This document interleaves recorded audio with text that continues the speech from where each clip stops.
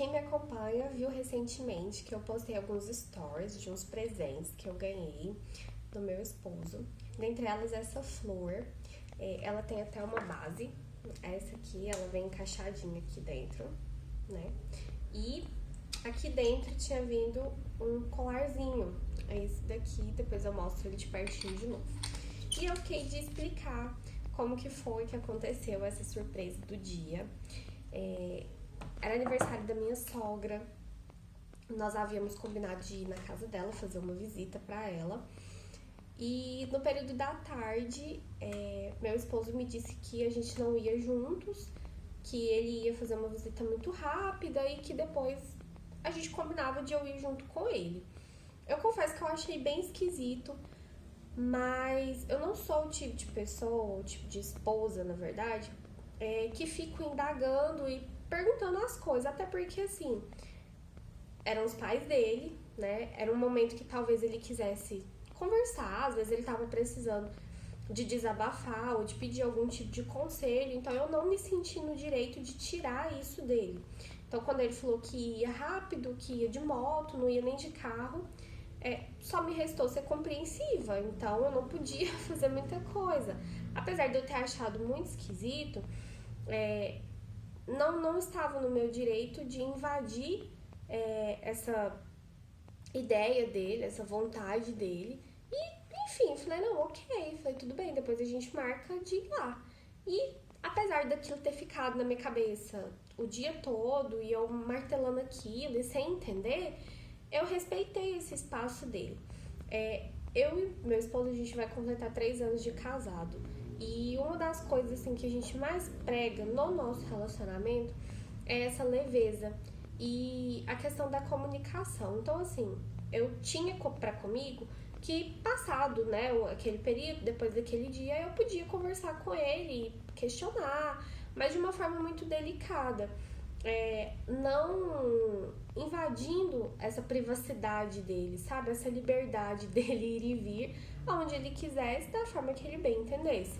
Até porque, assim, eu como mulher entendo que cada um tem o seu espaço, não só como mulher, na verdade. Eu falo assim porque a minha criação, foi uma criação onde as esposas sempre foram muito submissas e os maridos provedores, dominadores. Então, eu cresci vendo isso e pra mim era tudo muito novo quando a gente se casou, porque o meu esposo teve uma criação diferente disso e onde a mulher era parceira, onde ambos trabalhavam fora. Então, tudo isso pra mim foi novidade. Então, pra gente combinar essa ideologia, teve que haver muitas concessões, e muito amadurecimento da minha parte e muita comunicação de nós dois, para que a gente conseguisse combinar, né, essas criações diferentes. Porque pode não parecer, mas eu e meu esposo somos, assim, completamente o oposto um do outro. Mas é nessa diferença que a gente amadurece, que a gente vem crescendo, que a gente faz dar certo de uma forma muito leve. Aí eu escuto muito assim, Raiane, mas você fala isso porque você só tem 3 anos de casada. Você ainda tá recém-casada, você é muito nova de casada. Mas é aí que eu, particularmente, acredito que mora a chave do sucesso do relacionamento. Porque é no começo mesmo que você tem que viver esse mar de rosas, é no começo mesmo que vocês têm que fazer ajuste, porque daqui 20 anos não adianta você querer voltar numa coisa que aconteceu lá atrás pra resolver. Aquilo já passou, já foi, já machucou, já feriu, entendeu? Então, assim, a gente, no caso eu e o meu esposo, nós lemos bastante, nós estudamos bastante. Não são todos os dias que nós conversamos sobre algumas diferenças, alguns pontos que a gente precisa de ajustar, mas sempre estamos nos alinhando, sempre estamos buscando melhorar dessa forma. E aí, no dia, né, desse episódio dele ter ido sozinho lá na minha sogra, eu de fato não questionei, enfim, respeitei e passou. A minha obrigação era de acreditar, até porque ele não teria motivos para mentir, e se caso ele estivesse de fato mentindo, o problema não era meu, não havia nada que eu pudesse fazer para evitar, né, aquilo. Enfim, fiquei em casa, fiz o que eu tinha que fazer e realmente ele foi muito rápido. E quando ele chegou, eu estava fazendo janta, eu estava aqui na cozinha externa e ele pegou e falou, cheguei. E veio vindo, né, aqui pra cozinha e eu não observei, porque eu tava do lado de cá do balcão, então eu não vi ele vindo, não reparei. E aí ele pegou e colocou, né, uma caixa que era onde tava a flor e uma sacolinha onde tava o meu perfume. E como era aniversário da minha sogra, eu perguntei pra ele, eu falei, você comprou pra sua mãe? E aí ele pegou e falou, não, é pra você. E aí eu ainda brinquei, falei assim, mas, né, o que foi que eu fiz de bom? E aí ele riu, ele, não, eu comprei pra te presentear, enfim, né, ele criou uma data especial para aquele momento, né, na cabeça dele era um momento legal, enfim, ele escolheu um dia pra me dar um presente aleatório. E eu fiquei muito emocionada. Eu não cheguei a chorar nem nada, porque na verdade eu fiquei, tipo, bem passada, né? Porque não é do feitio dele, não é do feitio assim, não é recorrente, né? Ele não faz isso todos os dias. E é uma das coisas que eu acredito que marca, porque exatamente nessa ausência de constância, né? Dessas práticas de surpresas, que pra gente mora, né, a magia, mora de fato aquela empolgação quando isso acontece. Eu já sou mais expressiva, eu já faço mais cartinhas, eu preparo um lanche, eu ponho um coraçãozinho, eu desenho no prato, então assim, eu tenho isso comigo, né, eu tenho mais facilidade de demonstrar. Meu esposo é muito calado, ele é muito na dele, mas isso não prejudica o nosso relacionamento. Por quê? Desde o início, eu conheci bem esse lado dele. Ele falava muito pra mim que ele não era muito de falar, ele não era muito de fazer surpresa. E eu sempre fiz. A gente comemorava mêsversário, a gente assim, né? Eu fazia sempre as coisas pra mêsversário. Ano de relacionamento, eu sempre fiz questão de comemorar até hoje. E com o passar do... E eu nunca cobrei esse retorno dele, porque eu sabia que ele tinha essa dificuldade. Tanto que no nosso casamento, a única pessoa que fez os votos fui eu. Só que qual foi a estratégia que eu adotei? Eu acho que eu já até deixei, depois vocês dão uma olhadinha nos vídeos anteriores. No dia do meu casamento, eu já tinha feito os meus votos, eu já tinha colocado todo o sentimento ali daquele momento. O que eu fiz? Eu fiz a leitura desses votos para ele antes de eu entrar na igreja.